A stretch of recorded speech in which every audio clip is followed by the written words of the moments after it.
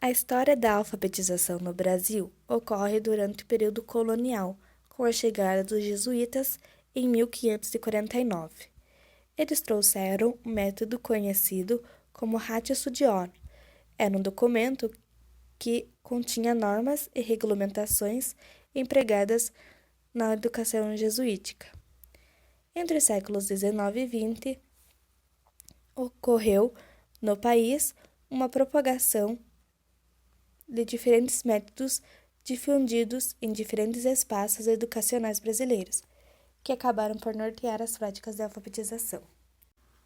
Os objetivos desse trabalho foi fazer um levantamento dos principais métodos que fizeram parte da alfabetização no Brasil entre os séculos XIX e XX e compreender como estes se constituíram, como influenciaram as práticas de alfabetização no país.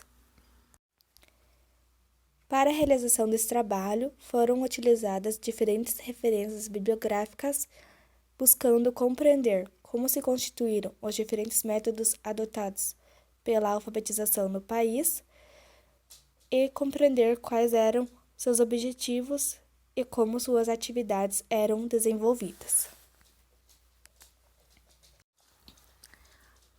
Por um longo tempo, as escolas brasileiras adotaram em suas práticas de alfabetização aspectos da educação jesuítica, como a repetição, memorização e passividade do aluno, em que essas práticas acabavam por limitar o funcionamento da escrita e da leitura, já que o propósito delas era ensinar somente o domínio básico do idioma.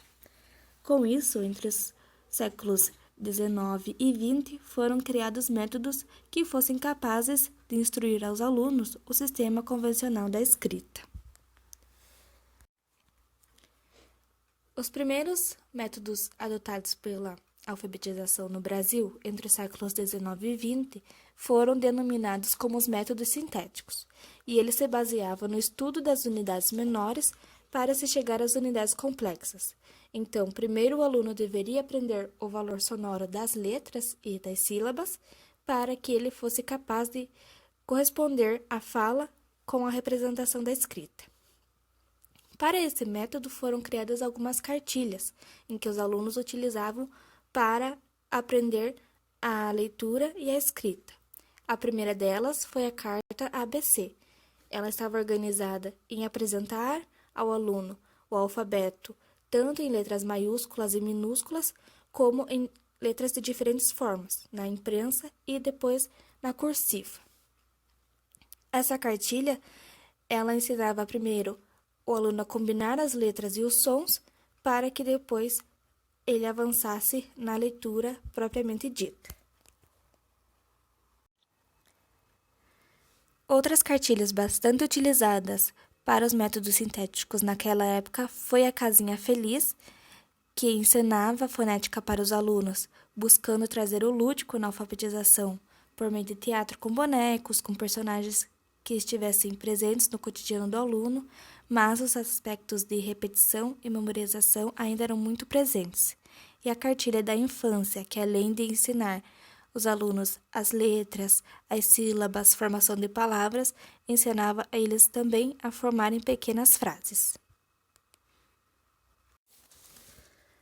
No final do século XIX, surgem os métodos analíticos, que são contraditórios aos métodos sintéticos, dizendo que para o aluno aprender a ler e escrever, é preciso primeiro aprender as unidades complexas, como os textos, as frases, para assim chegar às unidades mais simples, como as palavras, as sílabas e, por fim, as letras. Para esse método, também foram criados livros didáticos, como o Caminho Suave. Eles eram semelhantes às cartilhas dos métodos sintéticos, que davam ênfase, ora, nas unidades menores, desconsiderando a unidade complexa, e quando se partia dela, era muito evasivo, pois o objetivo era chegar nas famílias silábicas para que estas fossem memorizadas e decodificadas. Assim, por meio da realização do estudo da história desses métodos adotados pela alfabetização no Brasil, evidenciamos as características de cada método e vimos que houve um avanço na compreensão de que não deve haver somente um elemento central, como os elementos menores, estruturas mais amplas para ensinar o aluno a ler e escrever, mas sim que deve ter um conjunto de estratégias que possam auxiliá-lo nesse processo de alfabetização.